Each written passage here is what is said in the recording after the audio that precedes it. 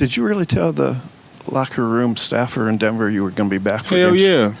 They know I was in there. Yeah, I told them. I said, I'll see y'all motherfuckers for Game 7. Yeah.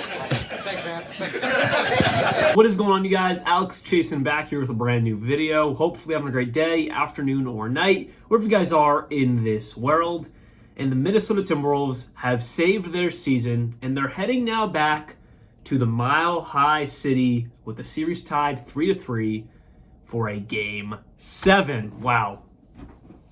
Last night was an incredible game by the entire Minnesota Timberwolves roster.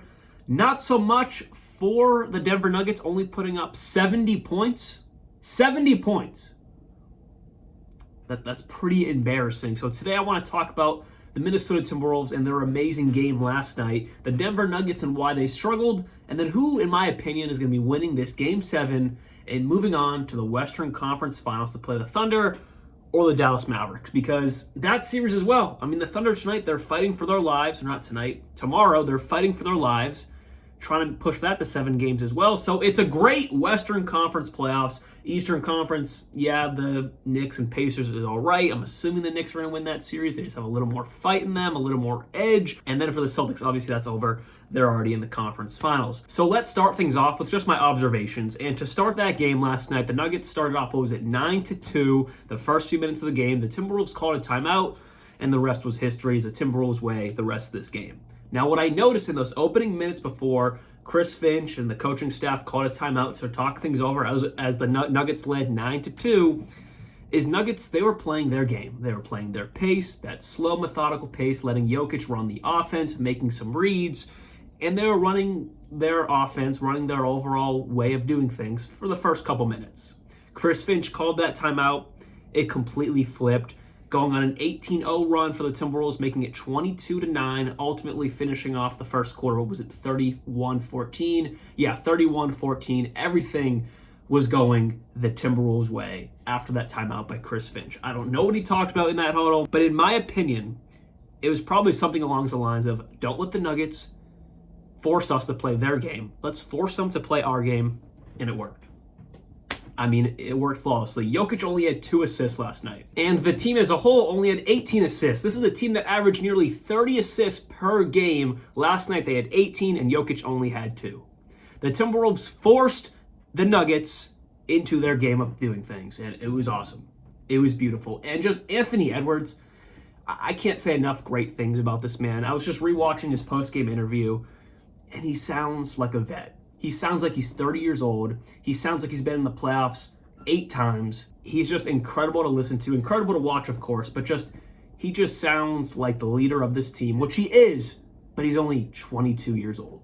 The things he says, the things he does on the court, you hear the mic'd up pieces they do on ESPN or TNT. He's like, we're good. Come on, let's go. Let's force a Game 7. Like, we're good. The team's good. Obviously, I'm just paraphrasing, but his mentality and his leadership ability at 22 years old, you don't see that very often. You see that in the greats. I mean, I know he gets the Michael Jordan comparisons as a meme because he kind of looks like Jordan, his side profile, whatever it may be.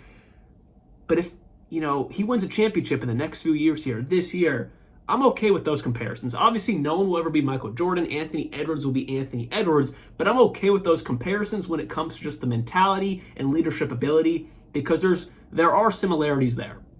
I mean, you can't deny that. Kobe Bryant, Michael Jordan, there are only a few guys that have the mentality you see in Michael Jordan and Kobe Bryant, and you see sparks of it in Anthony Edwards. I'm not talking about GOAT status. I'm not talking about any of that, but just the comparisons of leadership ability, the dog mentality, bringing it out at the right time, holding it in at the right times. You see that in a few guys.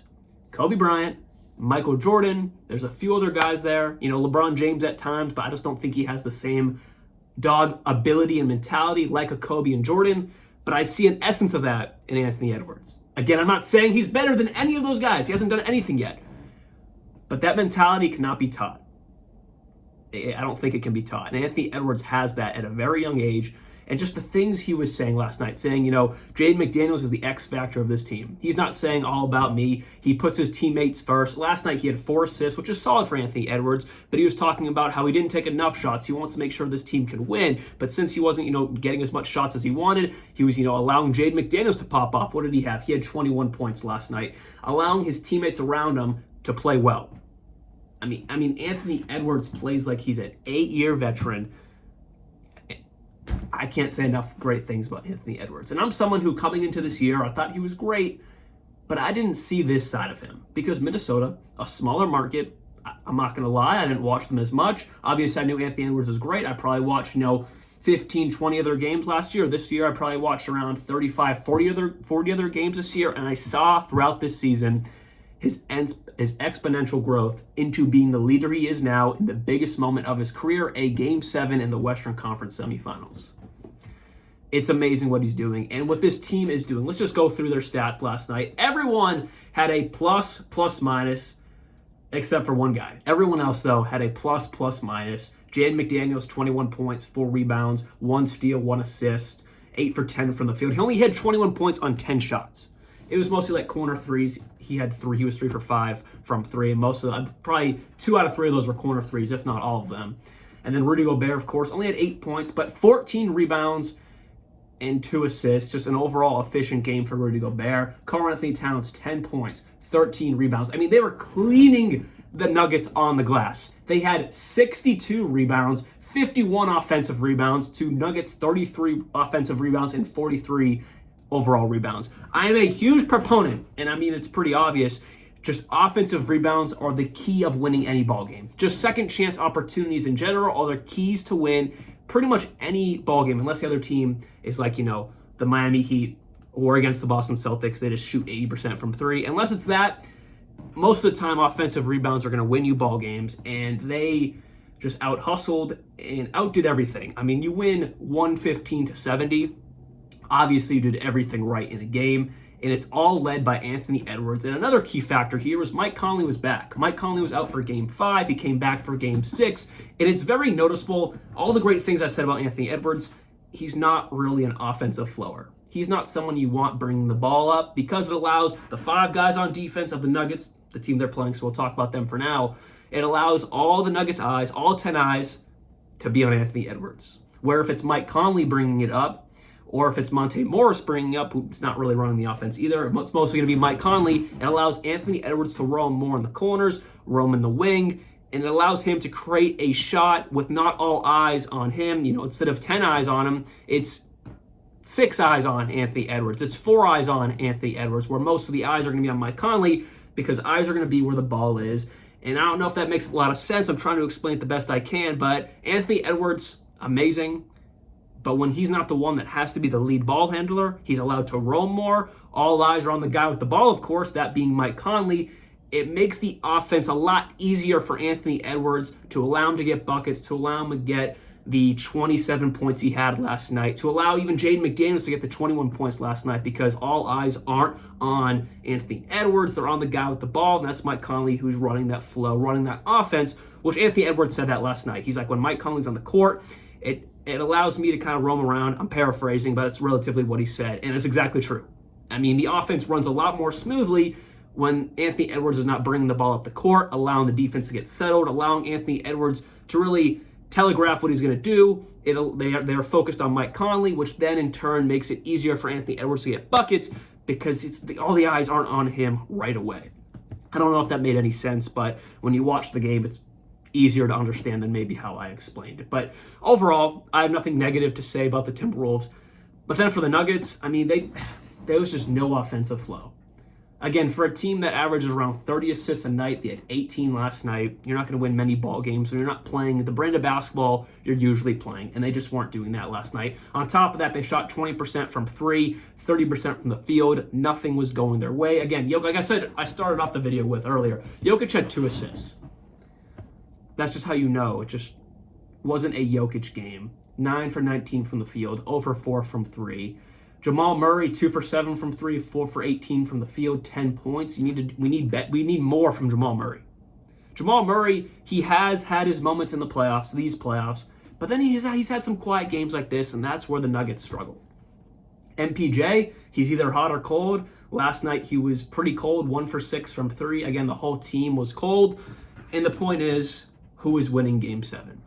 It's going back to the Mile High City in Denver. Obviously, Minnesota is riding this high. Their offense is flowing, and they looked really, really good last night.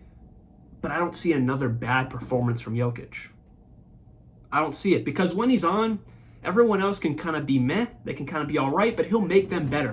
But since Jokic had a bad game last night, the offense wasn't flowing, they're going to struggle. But when Jokic is on, the other guys can struggle, but Jokic will find them, and Jokic just makes everyone around him better. And I think that's going to be the road we're going to see in Game 7. I'm going to lean towards the Nuggets in this one because it's at home, which doesn't mean anything because the Timberwolves won the first 2 games on the road in Denver, but it's more to the fact that I don't see Jokic having 2 bad games in a row. This is the 3-time MVP, let's not forget that. And even if the other guys are struggling, he'll make them better throughout the game. And I think that's what we're going to see. I think it's going to be a lot closer game. I think it could go down to the wire. But since Jokic, I don't see him having another bad game. He'll make everyone around him better. And I think that's what we're going to see. I'm not going to slam it in because I'm not overly confident. I want to see a great game. I want it to go really either way. But I would love to see Minnesota have their time and continue this run because they're a really fun team to watch. But if I had to pick one, I'm going to go with the Nuggets, but again, I don't really care. I just want a great game and the better team to move on. So hopefully you guys did enjoy this video. And I'm back from college. As you can see, I'm in the OG setup here. And sorry it's been a little bit since I made a video, like 1.5, 2 weeks. I've been moving home from Alabama. A little hectic, but we're back now for the playoffs and off season. It's going to be a fun time. Hopefully you guys did enjoy this video. I'll be back probably tomorrow to talk about the Pacers or Knicks, if not the day after that. So again, see y'all very soon. Like always, peace out.